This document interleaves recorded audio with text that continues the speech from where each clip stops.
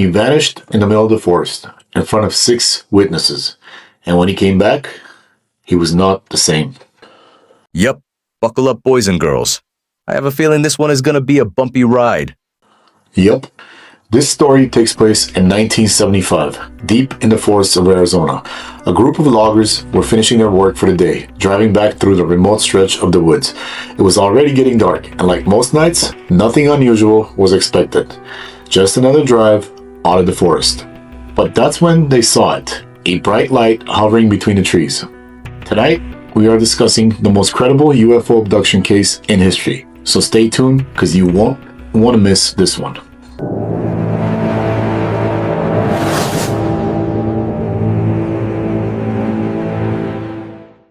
At first, they thought it was fire, then maybe a downed aircraft. But as they got closer, it became clear that this wasn't anything normal. The light wasn't flickering, it was steady, controlled, and it was coming from something above the ground. If they were smart, this would be the part where you turn the hell around and get out of Dodge, pal. Well, most of them wanted to, but one man didn't.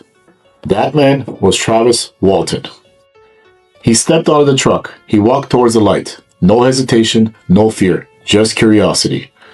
The others stayed behind, watching. And then it happened. A beam of light shot out from the object and hit him.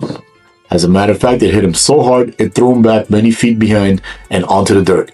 The men in the truck panicked. They thought he was dead. They didn't stay to find out. They took off, terrified, convinced that they had just witnessed their friend get killed by something they could not explain. Look, pal, that's a punk move on a regular basis if you ask me. But low-key, I would do the same thing if I saw a UFO beam your ass to the ground. Sorry. Thanks, pal. I'm glad to know you got my back. I do have your back. Way back. But when they came back with help, Travis was gone. There was no body, no sign of him, no evidence of anything that took place. Travis was just gone. For the next 5 days, Travis Walton was the most searched for missing person in the country. Authorities questioned the men that were with him, suspecting everything from foul play to cover-up. Their story didn't make sense, but they all told the same version. Every detail matched. And still, no Travis. So either everyone is lying, or something weird happened out there. Exactly. Because 5 days later, Travis Walton came back.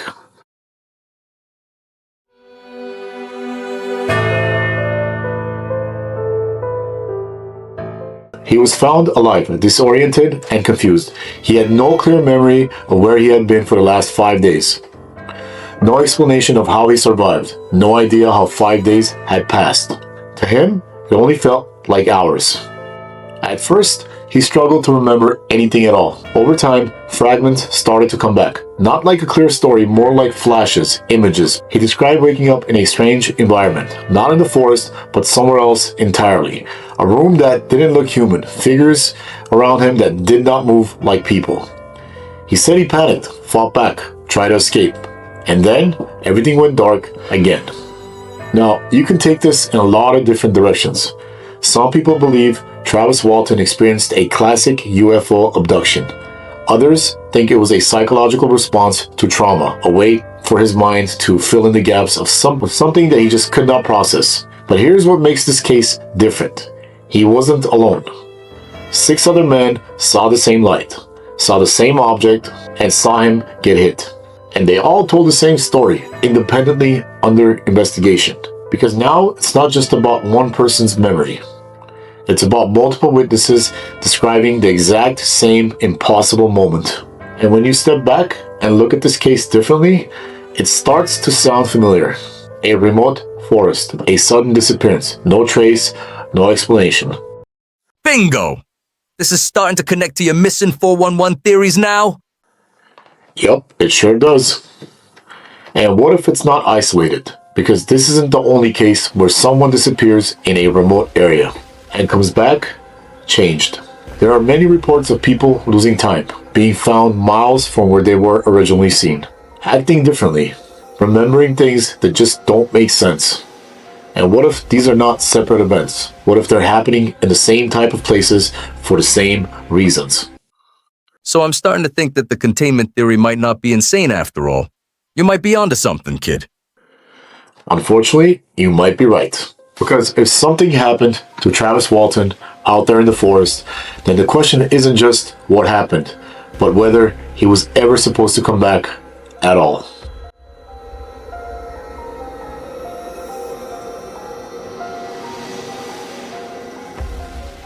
Well, that's going to do it for tonight's episode. If you enjoyed hanging out with us, please hit subscribe, like, and let me know below what you think happened that night in the forest.